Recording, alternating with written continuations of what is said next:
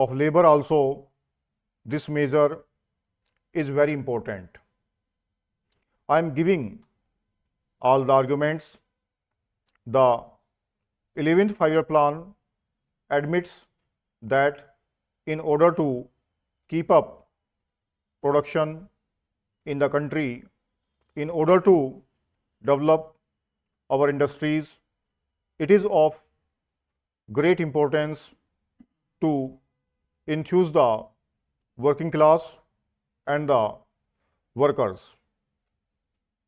It is words go more and more brought in more and more in order to make the working class see that with the increase in productivity on their part, at least there is improvement in their living conditions, that with the increased production of consumer goods in the country, they get more resources in their hands to buy the things that they require, to spend more money on their children, on their housing, on their health, on the education of their children, and all that.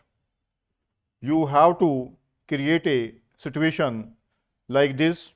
You have to create a feeling like this. You have to make provision for this. Even from that angle, it is necessary that this should be accepted. Labor enthusiasms cannot be created until and unless you relate the increase in productivity to an increase in the living standards of our people. More production, more money in the pockets of the working class. More money in the pockets of the working class, more consumption of their daily necessities of life, and less privations and difficulties. Am I wrong in this? I would ask the honorable members to say. Therefore, on that score, it is essential then, even from the point of view of industrial expansion, it is essential. You will ask me how. I will tell you how. Now, it means that if this Provident Fund contribution is not taken from them, to that extent, the money will be with the working class, and this money they would be able to spend in the market as consumers and buyers of commodities. What does it mean? What are the economic implications of such a thing? Such a thing means that the demands for consumer goods in the country will go up. There will be expansion in the internal market. It is very essential. When we talk about the industrial expansion, that we also ensure expansion in the market. Unless there is a growing demand in the country for the industrial goods, you cannot have the expansion of industries. Expansion of industries does not take place in a satisfactory way, disregarding this factor of expanding consumption in the country. In order to ensure expanding consumption on the part of the working people, it is necessary for you to make more money available to them for consumption. Now, I will be up against the question, what about the savings of contribute? I say, those who are not in a position to save. You cannot expect those people who are not getting 2 square meals a day, whose children go without education and other elementary necessities of life, to go on saving in an uncertain provident fund by undergoing all manner of denials at present. You cannot expect such a thing.